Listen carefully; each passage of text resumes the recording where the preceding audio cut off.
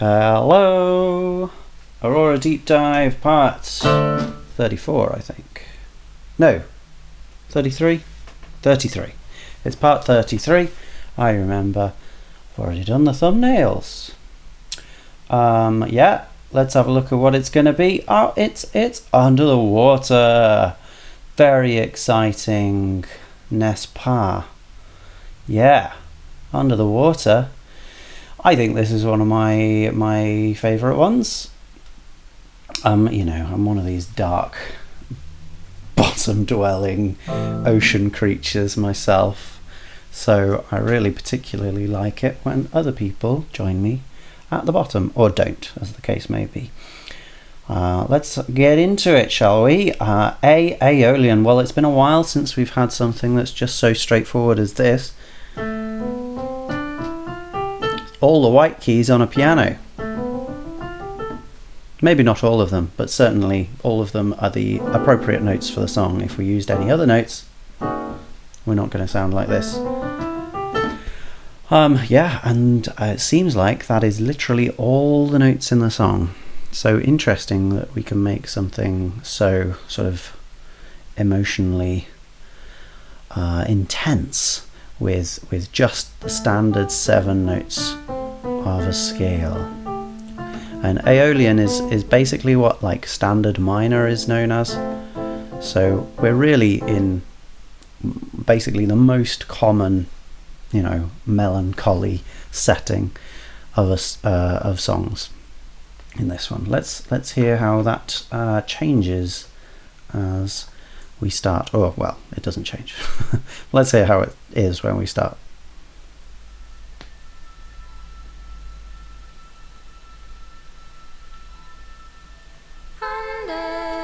So we've got this really quiet setting.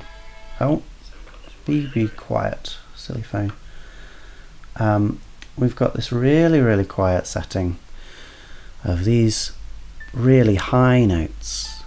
Oh, not that one, that one. Okay, just giving us a really high A and a really high E, and they're just sizzling away, fading in, and then we have this kind of lower thing that's less noticeable,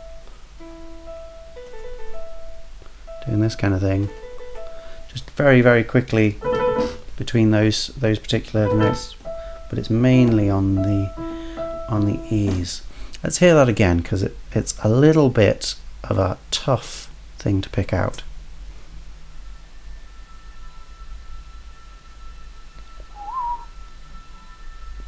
You get it? It's actually, it's there. It's a little higher than I've written it, but yeah, same thing. It's going between these 2 E's and then those. And it's the only thing that's really moving in that initial intro. Interestingly, oh, hang on, I should change view. Give me a minute. Yeah, so now there it is. Interestingly, we come back to this at 4 minutes 13, which is not vastly uncommon in terms of general songs, but it is fairly uncommon in Aurora's music to have the same thing at the end as you have at the beginning. Oh, we've just, sorry about that, there was a burst of noise. Yes, don't arrest me for it, it's not that important. Let's go. Next bit. Under the water, we can't breathe, we can't breathe. Under the water, we die. Yeah, good. Let's zoom out a tiny bit. Oh yeah, I didn't say, but we're in 12/8 here. We didn't really feel that at the beginning, did we? But now we've got this dun da da da da da da da da da. So it's this slightly swung feel at the moment, where some words come just before the beat. Under the water. It's not under the water. It's under the water. Get the idea? And we can't breathe, we can't breathe.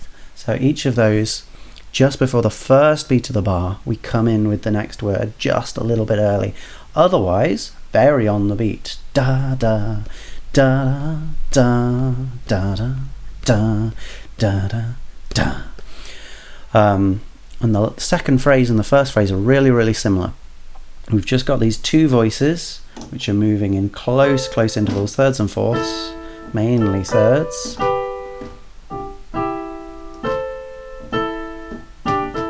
And then a last fifth there for the first phrase. The first two phrases, though, are pretty much the same. They just stop there in the second one. So the first one has this sort of like extra section on the end, and the second one does exactly the same thing up to a point and then stops. So really similar stuff. And those thirds and fourths are basically spelling out the chord. We haven't got much else going on except the stuff from the intro, those two high notes blaring out on some kind of strings, and then that, which is still going on a tiny bit. But the main chord here, A minor. It's got all the ones of A minor, so that's our chord 1 in A aeolian. Great. And then, while these notes spell out a G major, we do then go down to those notes. So you could argue it's like an E minor or a G major. Chord 7 or chord minor 5 here. Go back to an A minor again. Okay, so whatever we want to consider here as our chord sequence, whether we're using G or E minor, we're basically going from chord 1, away from it, back to it, and then just away from it briefly for a moment there, but mainly we're just sat over this one main chord. Nothing wrong with that. Yeah, this is basically what's going on in the background. We've got that one long note, and then we've got those two high notes.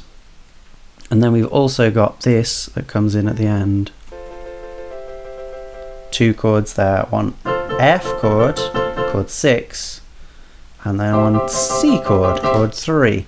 But they're coming in just in the background in this watery synth sound. They just come in at the end of this bit.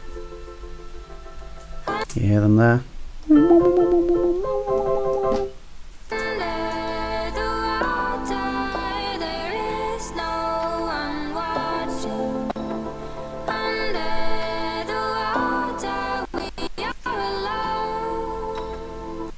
So then those next two phrases really, really similar, just with a little bit more offbeat movement and a few more syllables. That first one,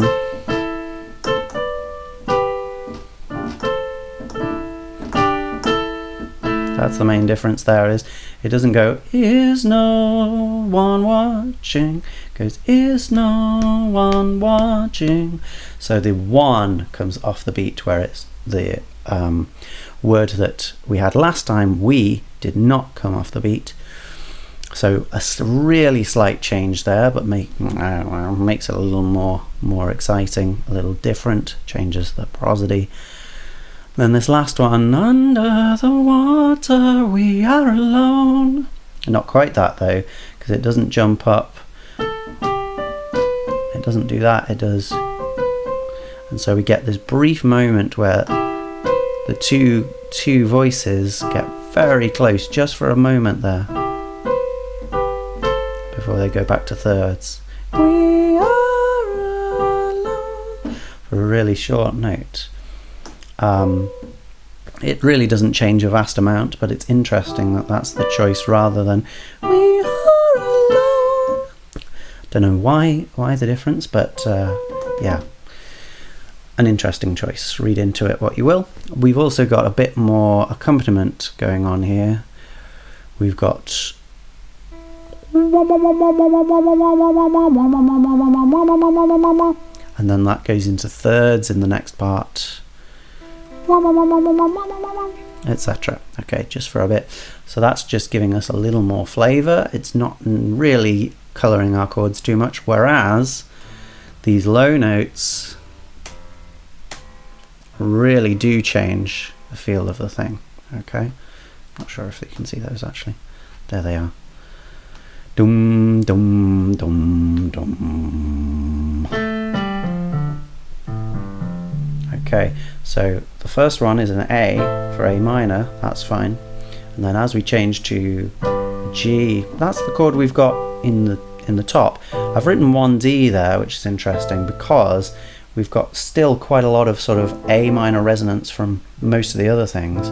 But so we get this kind of thing from the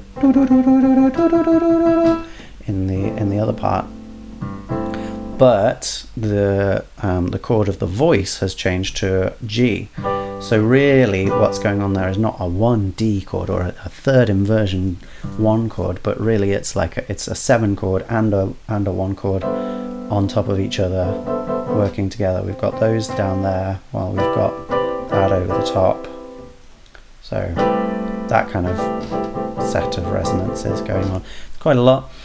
And it doesn't really feel very in your face, that kind of thing, because the texture is very sparse here. We've just got the bass, that middle thing. We've got those high held things giving us the A minor constantly. And we've got that the main voices giving us thirds mostly. So maybe you could arguably see this as sort of a heavily extended A minor chord here. But really, I think, yeah, if you just think about it as 2 different chords on top of each other, it makes a bit more sense.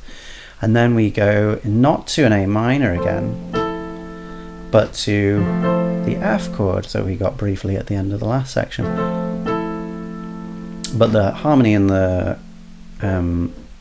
voices doesn't change, so we still get doo, doo. So it's there acting like it's an A minor still, and we're getting an extra note that doesn't fit with that F chord, the E. The E and the F together, pretty difficult, but it makes this major 7 chord, very beautiful chord to me, and we've had that a lot in these other Aurora songs.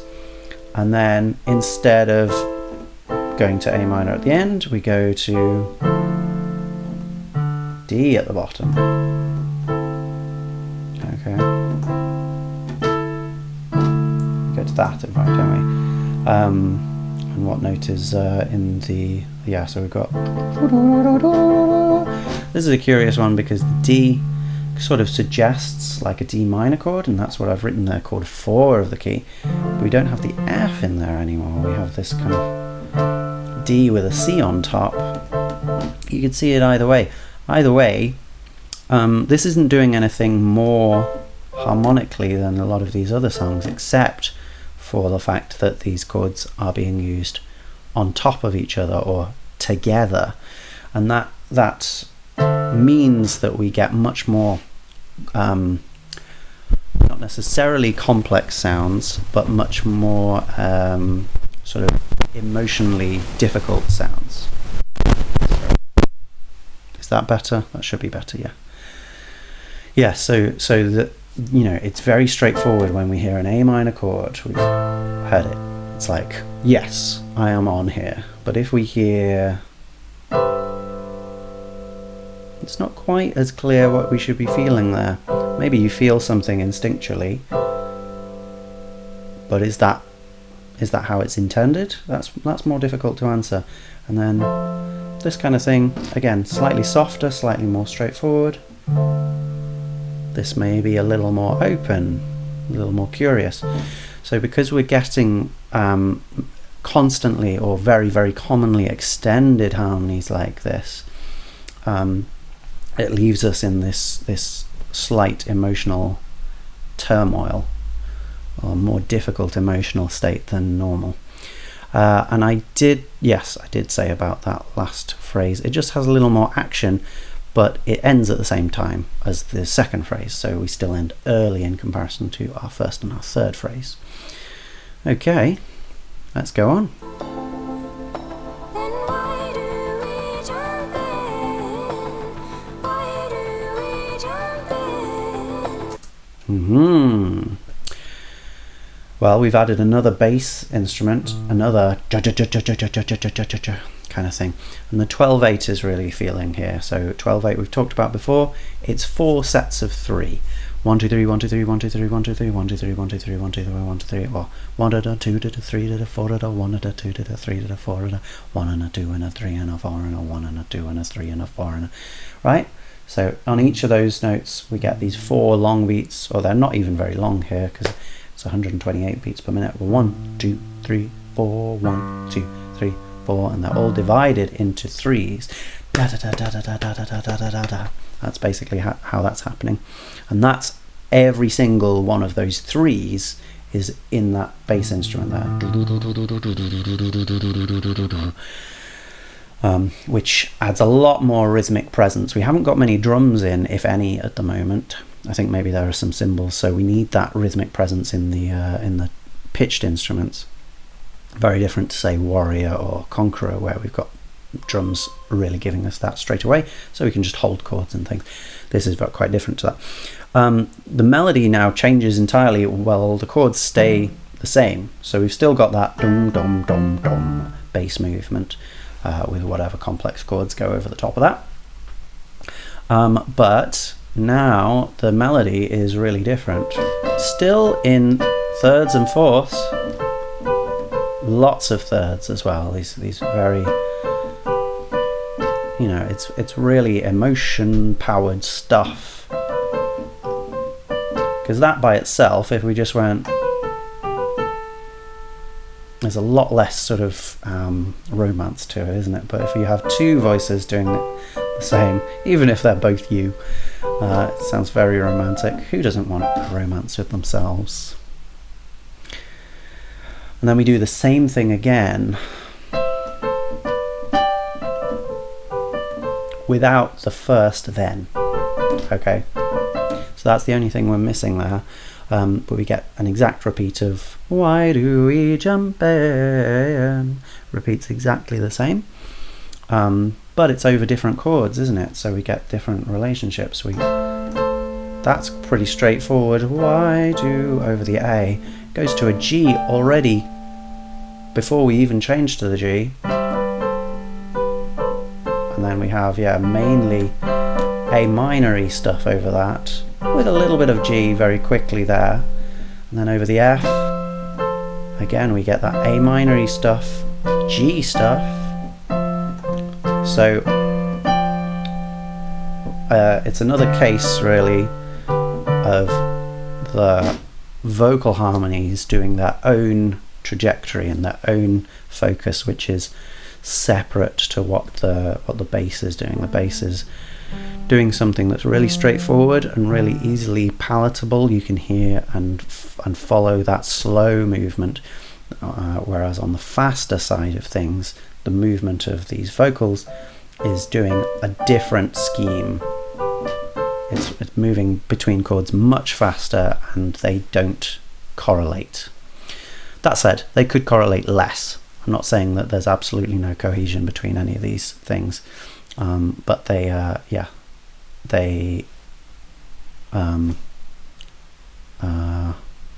fit differently, I guess. They fit in odd ways, unexpected ways, or maybe even unforeseen ways. Okay, and then our last bit.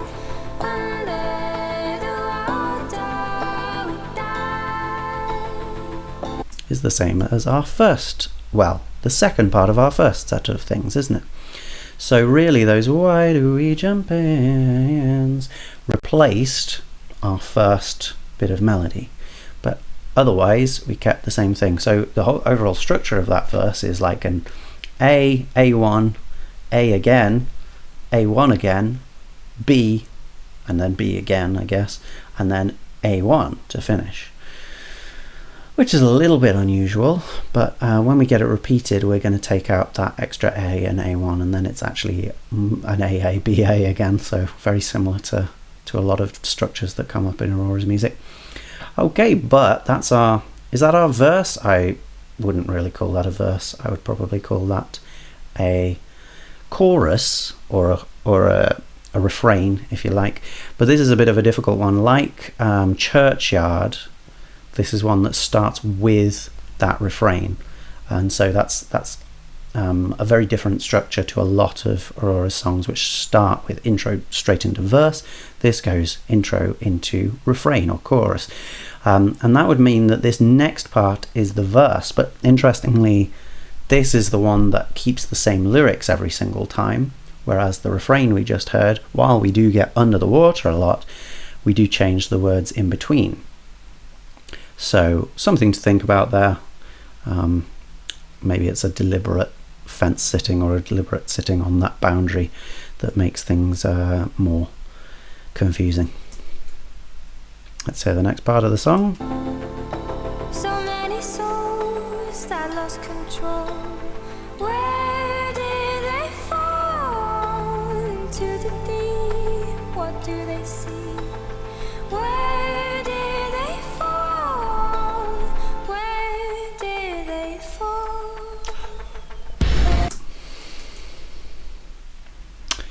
It's satisfying, isn't it? Is this Aurora's most metal song? Maybe it is. I know it's on the it's the first track on the For the Metal Lovers EP, isn't it? Is that what it's called? I think that's what it's called. Cool. Anyway, what have we got going on there? We've got these chords going on here, which are something like this. And then they happen again. They're quite complicated chords, and they've got a fair few notes to them, played in that kind of organ in the background. This is sort of like an E minor chord, but it's got a D in, so it's like an E minor 7. And the bass, well, what I've got written there is a G, no, a G, and then an A, and then F. And then the second time, similar chords, but a different bass note to finish. Okay, well, these are actually chords we've already seen in the previous section, which to me is quite interesting because they feel surprisingly different, especially that first one. First one is basically a 7 chord. It's got all the same notes as that what a weekend, that chord. It's got all those notes in, and it's, sorry, I keep giving the wrong bass note there, it's that one. Okay, so it feels,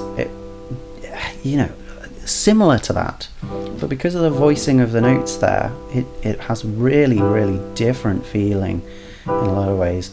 And then this next chord is our chord 1. It's got that added 7. So again, it feels a little more haggard, a little more difficult on the emotional side.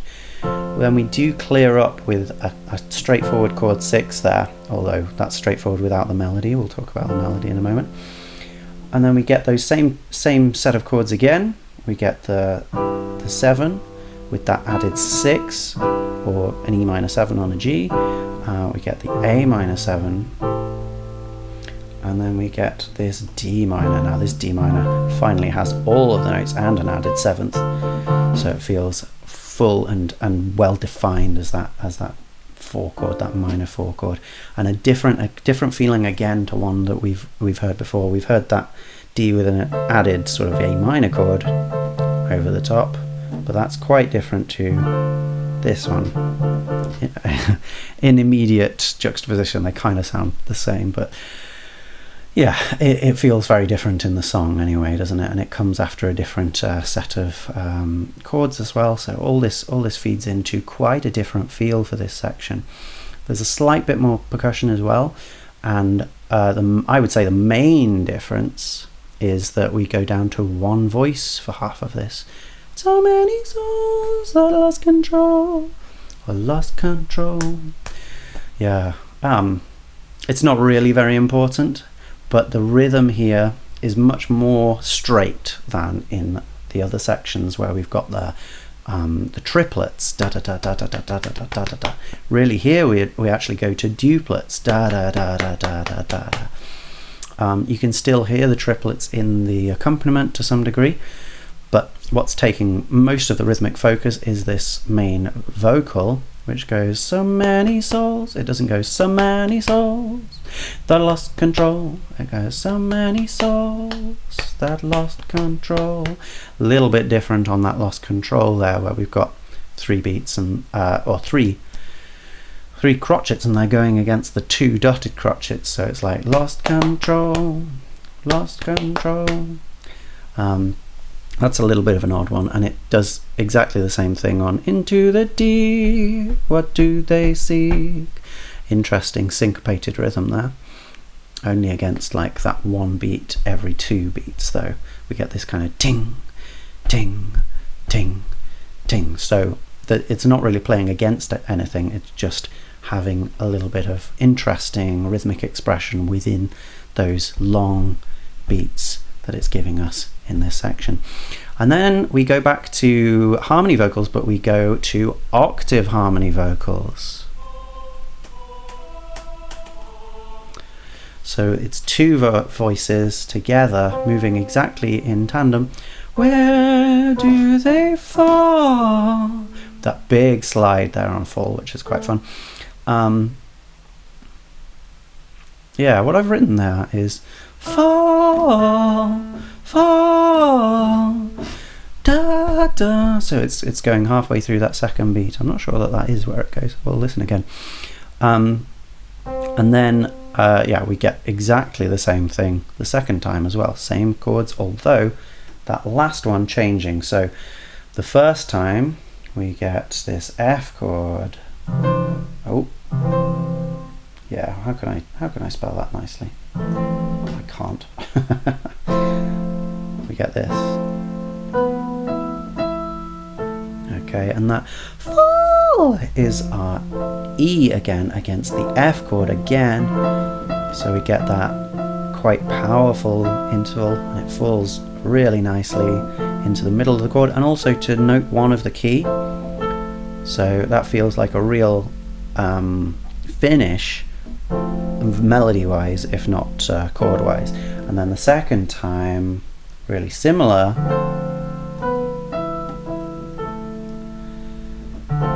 but this time that's the added 9 of the chord, and we start on the added 7.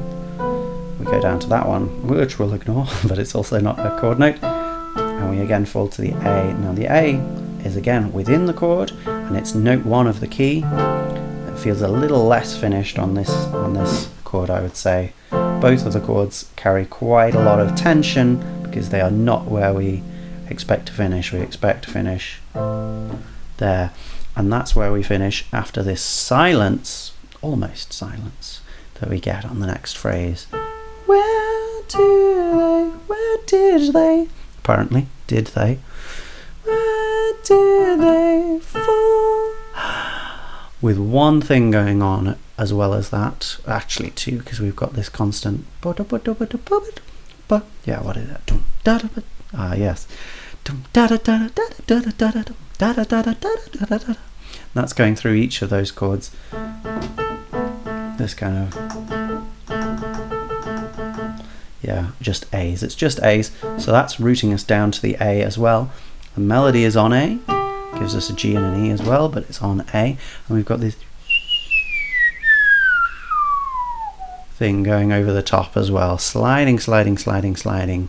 So really it's only those 3 things making up the texture here. Lots and lots of A from 2 different parts in the same range as well. I've only got an octave's range other than this big descending thing going down, right? And that all leads us very nicely, but let's just check fall just before we go on. Yeah, I guess so. Yeah, it's somewhere kind of in between these, so it's not as clean as fall, but it's fall. Yeah, somewhere close to that, halfway through the second beat there. And then yeah, let's hear this next bit.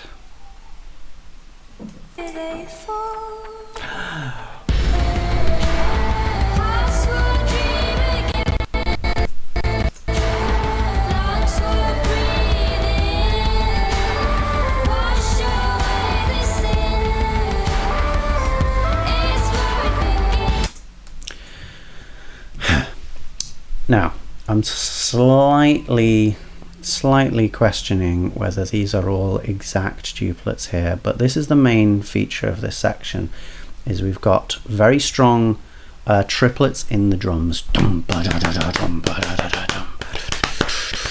giving us that strong repetitive thing in the toms the whole way through, and then in the melody, which is also done in a kind of synth in the background,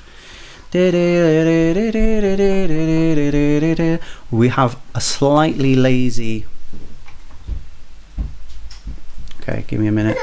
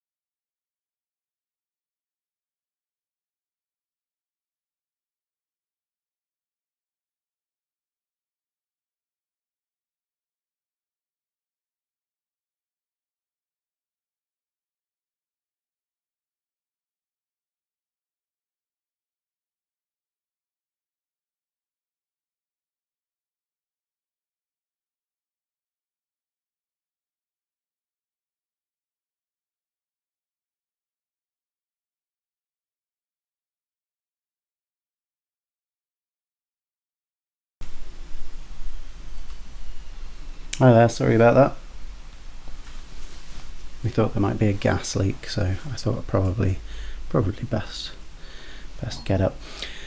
So yeah, I was saying about this rhythmic juxtaposition. We've got the da da da da da da da da, and then in the other part it's much stricter. On one half there's these the synth in the background, da da da da da da da da da da da, or da da da at the end. Right, it's doing this really 1 and 2 and 3 and 4 rhythm, while we've got now, because those two things are going at the same time and we're going quite fast, part of me wants to make that rhythm go and go with it. But let's have another listen. That is I think not really how it goes.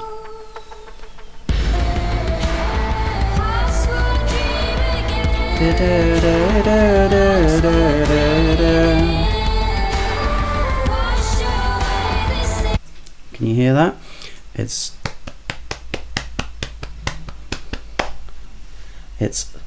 duplets versus triplets in the drums, which is really cool, and the triplets are also in the other vocal part going on at the same time. Hearts will dream again, especially when we get to the next part, which we haven't got to yet, so I won't talk about that.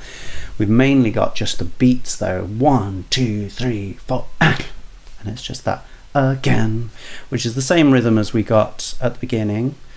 The water, right? The war came right at the end of the bar again, so very similar there. Wash away the sins, just a little bit different there, but very close. It's where we begin. That's where we get most of that kind of jumpy triplet feeling. Right? That melody has comparatively little going on with it.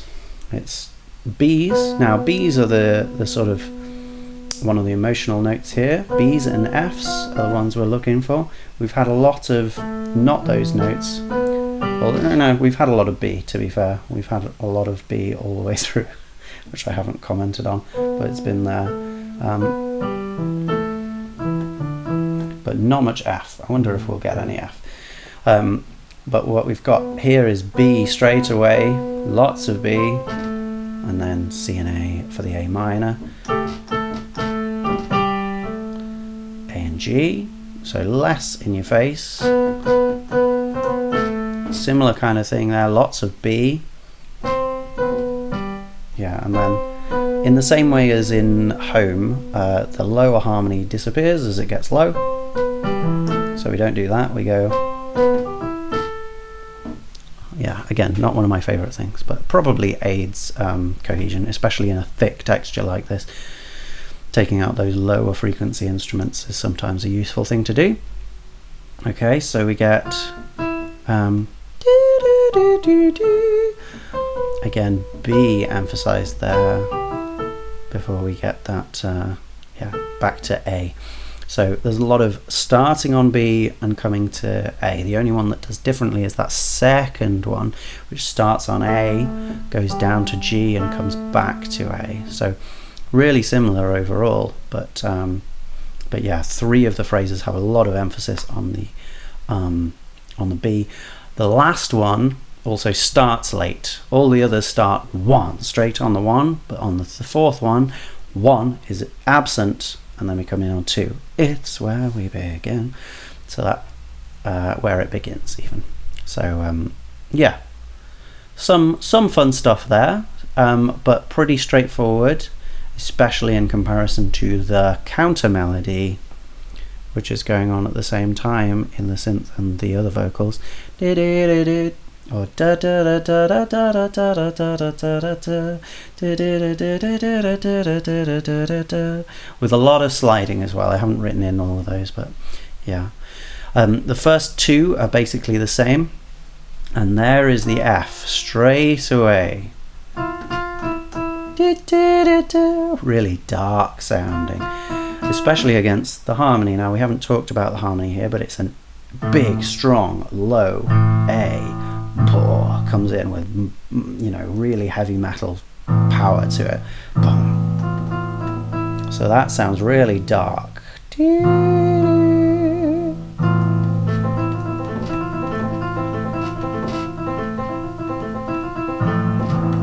the tale of Sweeney Todd.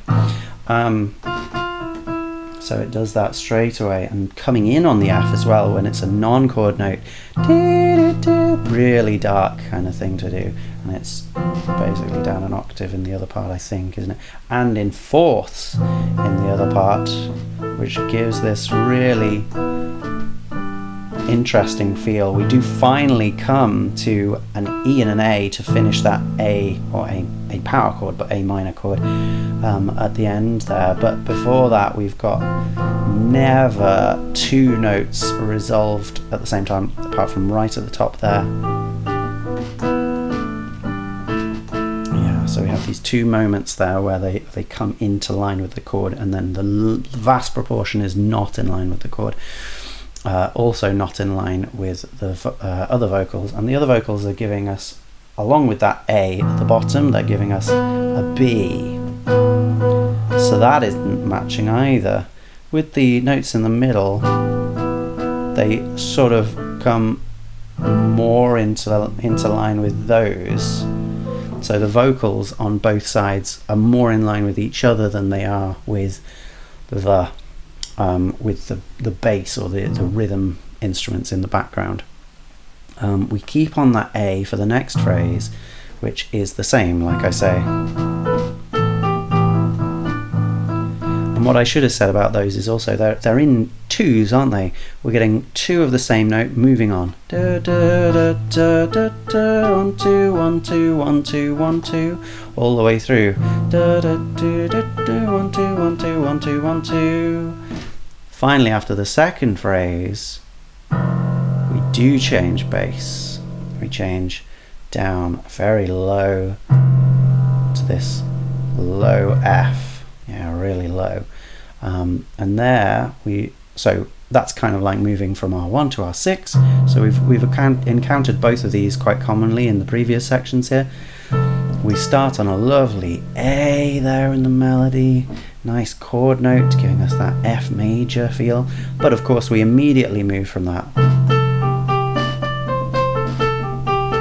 Now it is sort of around that A, but whether we're on a chord note or not seems a little bit coincidental. So yeah, it's going all the way around. What really sits awkwardly on top of this one is that that B from the vocals in octaves there. That is the added sharp 4 of this chord, or sharp 11. So there's a real pull from this both of the emotion notes together in this key. Feeling very uncomfortable until it finally resolves there. But actually, as it resolves, we move down again to that low D,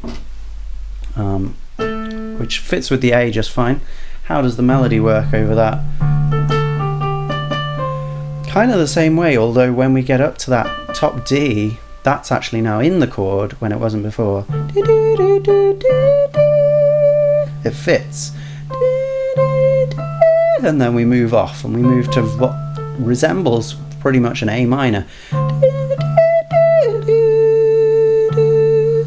All that is like an A minor over the D. We've heard that before in the refrain bit. Is this the chorus? This could be a middle 8 if you like, but yeah, I think this is probably the chorus, whereas the thing that started is the refrain. But these are just words, aren't they? And then so we get that A minor over the D, and then we get which actually looks more like a G. So the 7 chord over the 4 chord there, something we haven't heard before.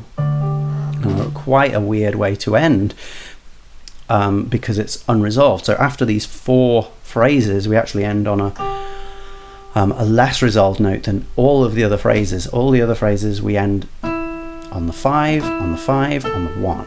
Nice, comfortable, comfortable, comfortable, all part of that one chord. But then that last one, we end on the 7. So every single time that happens, it's pushing us back into something else, pushing us into the beginning again, or into a new phrase, because we end unresolved on that particular note. And also on the 4 chord at the bottom, that's not resolved, is it? Whereas the other melody does actually resolve quite nicely, but that's right at the end of the bar, last triplet quaver of the bar. There we go. That's our final resolution note. So the other melody, and then the melody that is the main melody, begin. We get that note just at the end. Cool. Lots going on there then. Lots of different parts working around each other and sometimes coming into cohesion, but a lot of the time they're just moving in their own way. The bass is comfortable because it doesn't move very often. It's giving us really 2 bars each for each of those chords. Oh, although, oh yeah, it does, of course it does move up at the end. Okay, scratch what I just said about that last ending. It still feels unresolved, but it at least makes sense that we end on the 7, because that's the bass note that we've got down here is our G, our 7. So the bass note and the counter melody are both locked in together there. We do get a bit of the A minor over that G chord before coming to that G chord. Yeah. So interestingly, yeah, just at the end there, we pick up the pace with the chordal movement from the bass, whereas we've had a lot of languorous, long times on those notes in the previous set of bars. We've had 4 bars on that A, 2 bars on the F, and then just 1 bar on the D, and 1 bar on the G. And then it all goes again.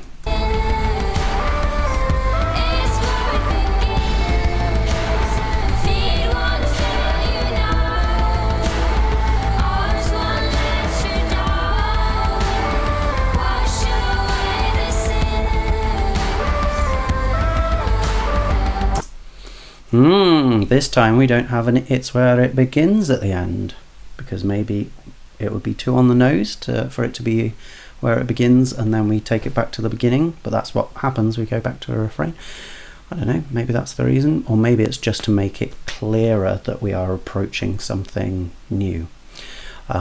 There's only really one difference here, which is that we get thirds in the melody, the main melody, as well as the octaves. So before we had the octaves, and now we've got thirds. Or sometimes thirds when it fits the chord, or when it fits the sort of imagined vocal chord. But then it does go to a fourth here when we are on that A and sort of resolved. We fit the A. We don't keep a long F held against that. It doesn't go, you know. That would get in the way of the other melody, wouldn't it? You know, da da da da. Because we've got that going on, we definitely don't want to be holding that F. It removes the emotional weight from the other melody. And then arms won't let you down. That's working in the same way as it did before. Yeah, and I guess I didn't say, but as that goes back up, you're down, we do go to the F, and there we have you're down. We have that E held against the F again, a really common thing in this one, that F major 7 dissonance between the F and the E. Really nice. But yeah, more common in this section is this G chord, the G and the B being held against whatever chord it is that's in the bass. So there we've basically got an F chord in the bass. Well, we've got an F in the bass and actually an F chord in the thing going over the top, but we've got a G chord in the melody. So these really big chords being stuck together. It's in a much more aggressive way than in Running with the Wolves as well, where we got this sort of as a suspension before the chord moved on. Like what do we get? We get like No. What do we get? Something like that.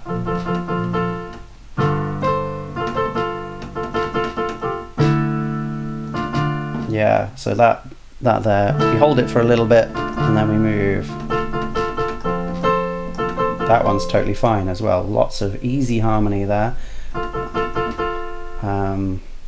Yeah. Yeah, so that's what that does, isn't it? It doesn't do that. So it sort of resolves to a G minor, or F, B flat 6, I don't know. Anyway, yeah, these ones, they're long and they're held for most of the bar there, so we get, you know, right? It's there most of the time. 1, 2, 3 chords of dissonance, 3 beats of dissonance there. So, so that's part of what makes this one much more effrontery than effrontery, adversarial maybe. I'm going to look up effrontery. I like the I like the word, but it might be like it might be used in I've had enough of your effrontery. Oh, obsolete spelling of effrontery. Effrontery, insolent and shameless audacity. I suppose that's appropriate for it, isn't it? Yeah. Juxtaposed. I'm not gonna look that one up. At the same time, that G to slowly come in from the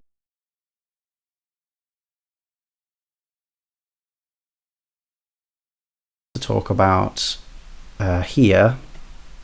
Oh yeah, and we've lost what's going on.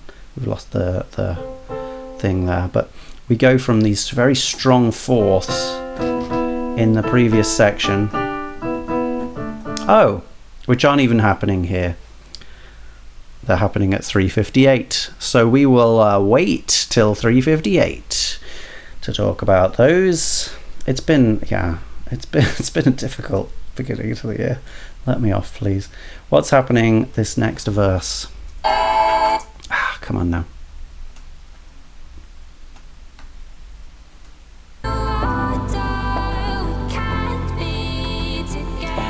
Different words, but the same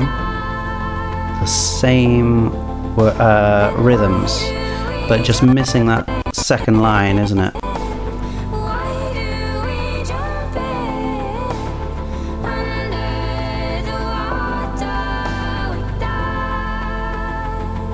And one change to that final line, because in fact, from Why Do We Jump In, we have a little change, which is that we have it in octaves as well as thirds. It's not just those, it's so that higher one is repeated down an octave. So it makes it feel a little fuller, but not nearly as full as when we get the Under the Water again, when we get the whole triad,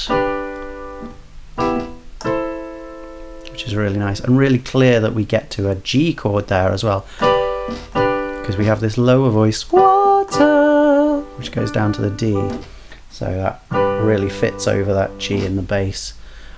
Yeah, cool stuff, strong, and it also holds an extra E against the F when we get to die.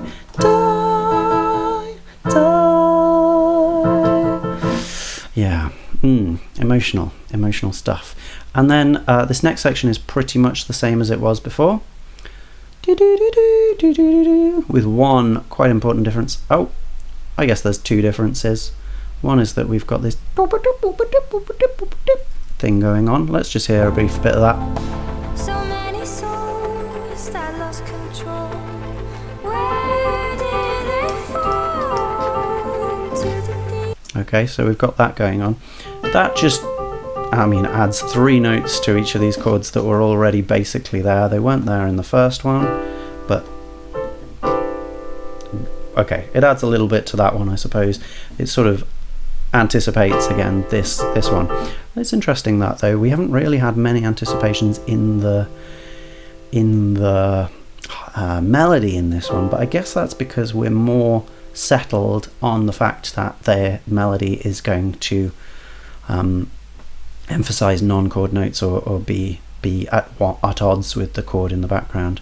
But yeah, adding then to this, basically adding that G, and that's just a quick moving thing. It's just a little bit of extra texture there, really. It's not adding much harmonically, but the main difference here comes at the end, because as opposed to the first time where we got "Where did they fall?" Boom. This time, "Where did they?" It comes in a bar early, which is always a satisfying thing to happen. And then the next section, yeah, is there much difference? We have the same melody over the top here. We have, yeah, pretty much the same things going on here, but if you notice, Hearts Will Dream Again, this time we get the third in there as well, that G. So straight from the beginning, the thicker versions of the chords. Okay, and they get even thicker on Wash Away the Sins. We get a full thing. All right, let's listen to it. Oh yeah, and of course, sorry, I'm trying to make this one faster because I've wasted so much time already, but the thing here is that yeah, we get a version of this chorus, but it just has the backing melody, which I always play in triplets but isn't in triplets. Yeah, that's cool. It maybe is in triplets in the voice and not in the accompaniment, which is a really funny thing to do. It makes it feel very, very wishy-washy rhythmically, and these two different rhythmic identities together are very odd as well, aren't they?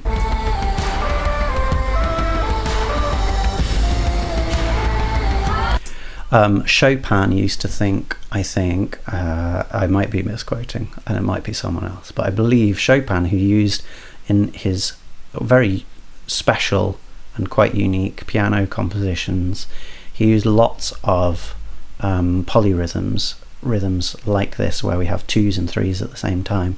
He used them a lot in different parts, and he described the feeling of having two rhythms in two different hands as a kind of floating. So maybe in his mind there is a watery aspect to having these polyrhythms by themselves, and maybe that is what Aurora is going for here. Tell me if you feel that way. And then we have our chorus. Now here comes the four parts here. Not very audible, but we do have a wash away this sin. Yeah, and they're similar. In fact, I might have missed one here because I've just put three. I couldn't tell you if there's da, da. It sort of feels like there's an F in that first one, something like that. Yeah, and again we lose that lower one as it goes down, but we do have another one.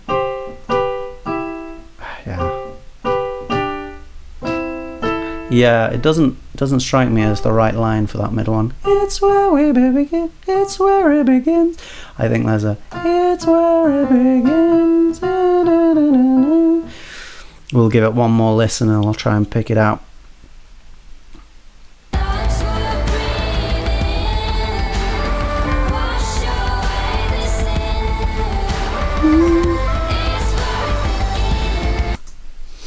It's hard. There's so much stuff. There's that one. That's an A.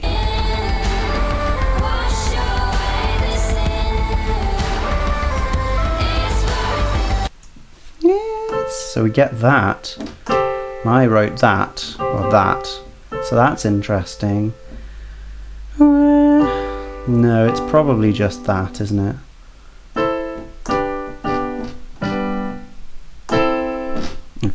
Okay, so something a little bit more like, Yeah, I couldn't place the F if it was there, but it's something more like this.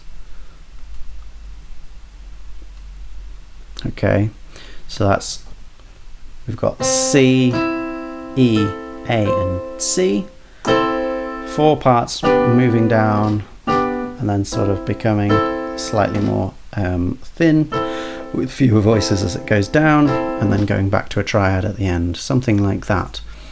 Now, how does that change in the next one?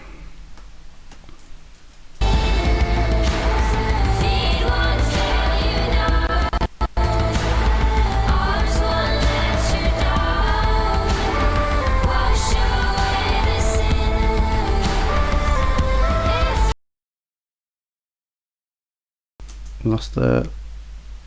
Oh gosh, have we? What happened there?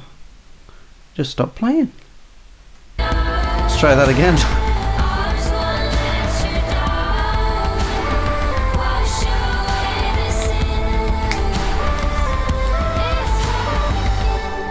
Yeah, interestingly, this time we do get "It's where we begin" as we end here. Just in one part, so it sounds much softer than it has in the previous ones. Just that higher melody continues, and it goes straight into our next section, which is one of these rare instrumental driven parts from Aurora. We've got a few things that we recognize in here, not straight away actually, mostly. We've got this really strange otherworldly sound.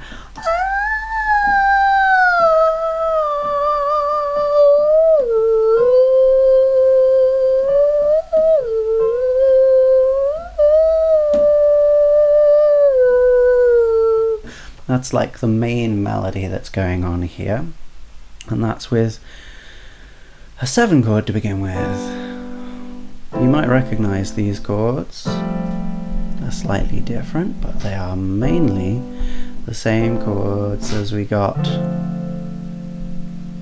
in the verse section. So this, while it feels very, very different, it does have that strange brightness that the verse has. And part of that is that we've got the same chords happening. Yeah, in slightly different voicing. So we've got an added G in this F chord, for instance. But they don't feel, you know, we're not adding any notes that really clash with these chords. And ends on that A that the other melody starts on. Both of those A's not strictly in the chord that's played.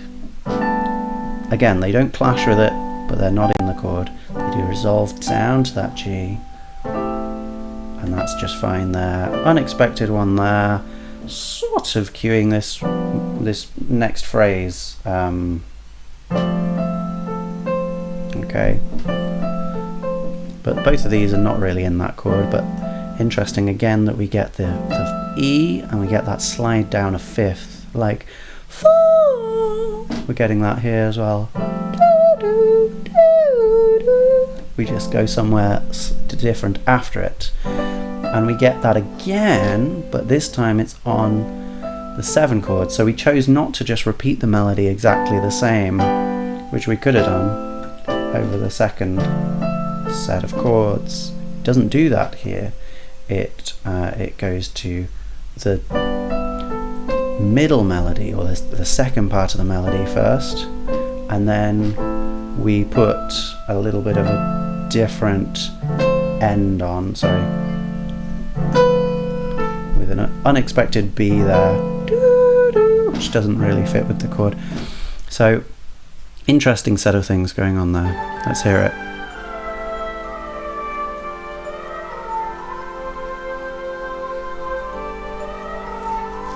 Yeah, echoed in a glockenspiel as well as the slidey instrument, so we get this tinkle as well. Okay, and then we get that which we got in the other section. We also get the so both of these are really textural effects. They're giving us a little bit more context, but they're really giving us some of the most obvious notes in the key. So it's nothing much harmonically.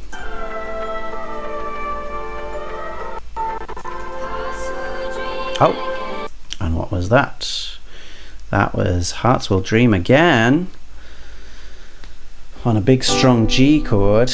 Now we've just been holding our F chord, which does have an added G in it, admittedly, but then when we get these three notes suddenly, it is a little unexpected. And they do stick out quite a lot, and especially I think Aurora is singing them quite aggressively when this section is very peaceful in comparison to what else has been going on here. So the vocals don't lay off just because we're in this bridge slash verse section here. And the other thing's building. Oh, yeah, and then we have this really, really high note. It's like that, maybe up an octave. Yeah, just whistling out in the background, but that's basically the only thing there. I think the melody, the main melody stays on, and we get wash away the sins as well, in that full triadic motion that we've become so accustomed to, going G chord, A chord, 7-1. And then we are back to our most prevalent section. We will have heard this 1, 2, 3, 4, 5, 6, 7 times by the end of this. Why not? Let's hear them.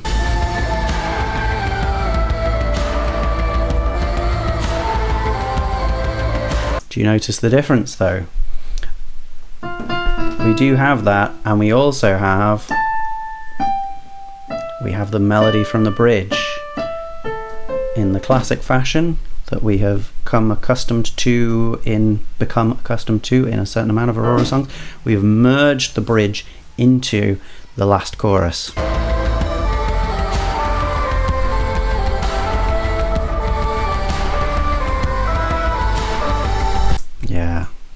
Yeah, nice. I like how just at the end there the vocal sort of overtakes the other melody. So the other melody is sat on the D there, and then the other melody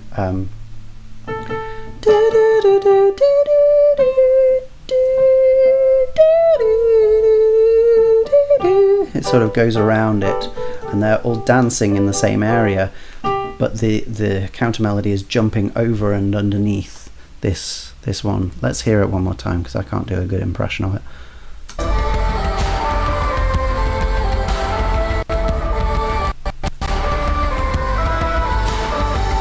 Can you hear that? While the others jumping right over it. Really interesting idea. Yeah, the harmonic interest in that is different to what it is in the previous section. So we have that A, strong A coming out as we get the A in the bridge melody. So it feels very different on that. Then we get the shift. And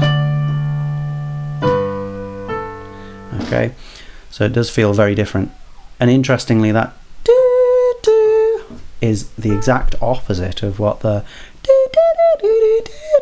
is doing, where that ends on the G, this one ends on the A. So we're getting really mixed messages about whether this is the end or whether this is guiding into the next section. We've got these two different chords again, just constantly pushing each other, doing different things at the same time. It's really cool. And then yeah, 358. So now we come from these D's at the top here to these D's below. Let's hear the difference.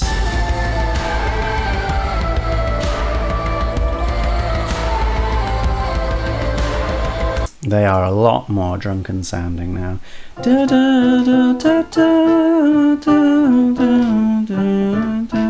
Yeah, I'm sorry, that hasn't been happening through most of the piece, but it is now happening in those fourths and then fifths there, and it sounds so, yeah, so disorienting. What's interesting about that one is that the lower melody basically stays the same, and the higher one does what it has done for all of the rest of them, which is go higher. So we get this really different feeling. Sixths there, sevenths here for a good while before they finally become octaves. That's weird. That's weird, and it doesn't sound good, does it, by itself?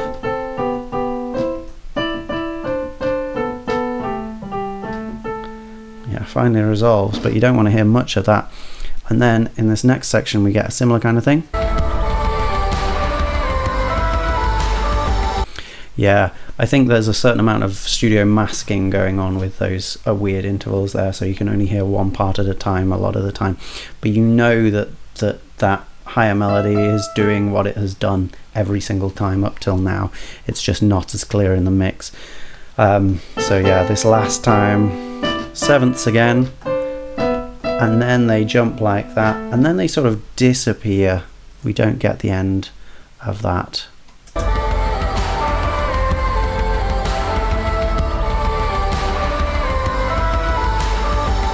Yeah, so the doo-doo-doo is still recognizable in the instrumentation, but it's not in the vocals, just leading us into our outro.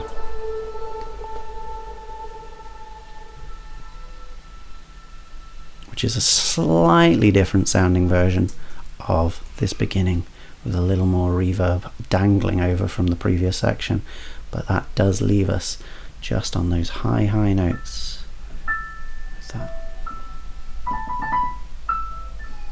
That kind of thing going on. So we're left in the same place as we began. Oh, cool. Okay, lots going on there then. We've talked about the structure already. It's an unusual structure. We've talked about the texture, which is a very, very heavy texture for an Aurora song, with lots of thick lines going against each other, but we haven't quite looked at exactly how they did that, and the way that we've got lots of emphasized F in that chorus with a lot of emphasized B as well, and we've got chords that are stuck at the same time as each other, and all of that accomplished with just the 7 notes of the normal scale. So it's not going out of its way, and in fact it's not doing nearly as much as even in boxes is doing to make weird harmonies. It's stuff that all kind of makes sense to a very straightforward musical palette, but the way that those things go together is quite scary and unusual. So where does it fall in our top 10s? Gosh, well, instrumentation. I mean, I really like how the voices are used in this. We have really strong vocal harmonies in the main part, and we also have that creepy vocal harmony in the background. We have the heavy, I mean, it does feel like there's some electric guitar going on, just doing that. It might just be a distorted bass or something, but it is so fat and powerful. We've got not quite as interesting drums as in a lot of Aurora songs, but they are nonetheless really powerful. I think only in the bridge do I feel like the instruments are not very interesting as a palette. So I think even in the bridge we do have that sort of otherworldly kind of sound, so we have to put instrumentation high. I'm tempted to go above Murder Song. Do I want to put it above Winterbird? What instrumentation is there in Winterbird? There's the glassy kind of synth sounds. There's some nice percussion in Winterbird, isn't there? No, I think we have to put it above Winterbird. So that's what we're doing. Under Stars has gone. Sad, but instrumentation is not Under Stars' forte. Texture-wise, I mean, this is where we might consider Winterbird higher, but for me it isn't Winterbird here. It is actually still under the water. I think it's really emotionally led texture, and it fits so well with the words, with the setting of the song. I think it's really well done texturally. Structurally it is cool. It's not as cool as Murder Song, but it is cooler than Through the Eyes of a Child. So there we go. Runaway has slipped off the end. Harmony.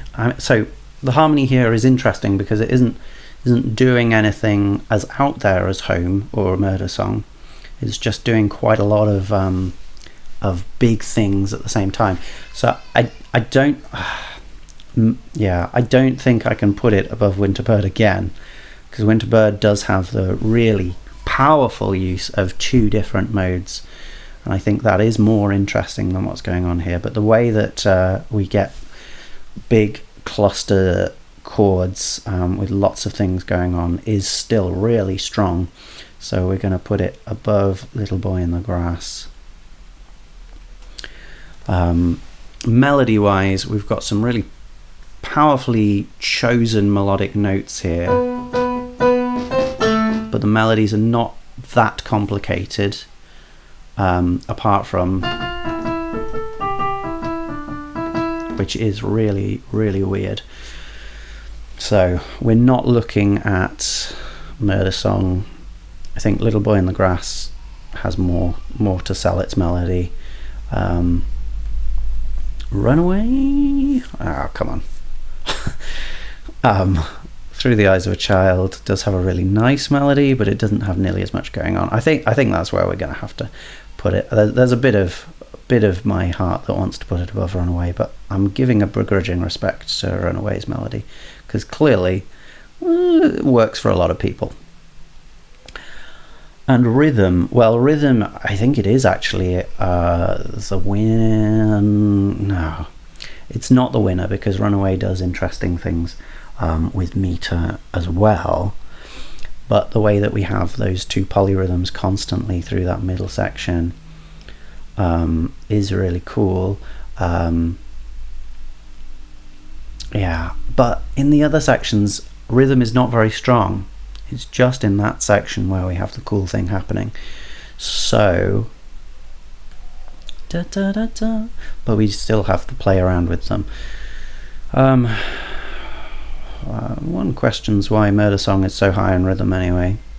Da, da, da. Da, da, da, da, da. It's because of that beautiful offbeat rhythm in the melody, which is great, but is not that meaningful. So let's shift it down one. Yeah. All right, we've charted fairly well across the whole thing here, as I kind of knew we would. Now let's write. I reckon it has to be like a purple, doesn't it? Maybe a dark blue. Am I going to be able to fit under the water in there? Let's change to our favourite brush.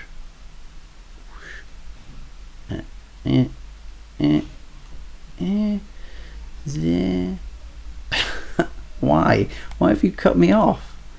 That's rude. Let's try that again.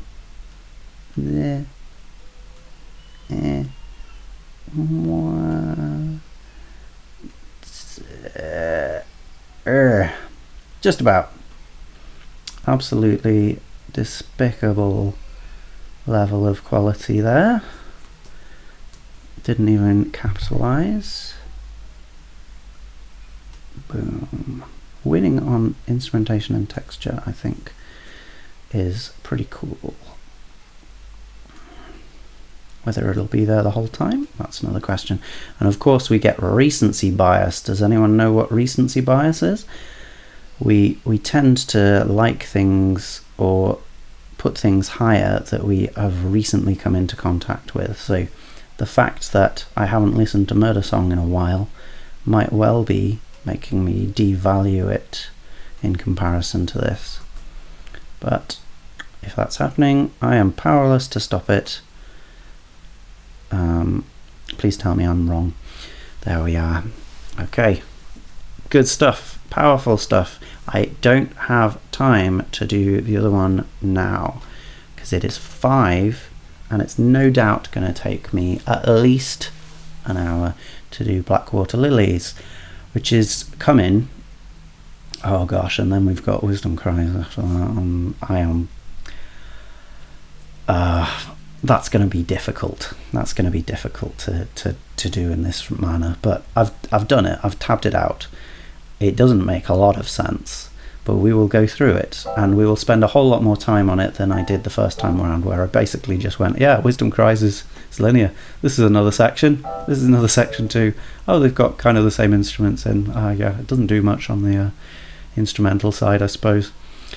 Yeah, it will be doing more on the other side, but I'm not looking forward to it because it's going to be a slog. Stay tuned for the slog. And before that, the really nice song of Blackwater Lilies, which we will enjoy greatly. I'll do that sometime in the week coming and release it as soon as I've done it. Bye, have a lovely day and a lovely life.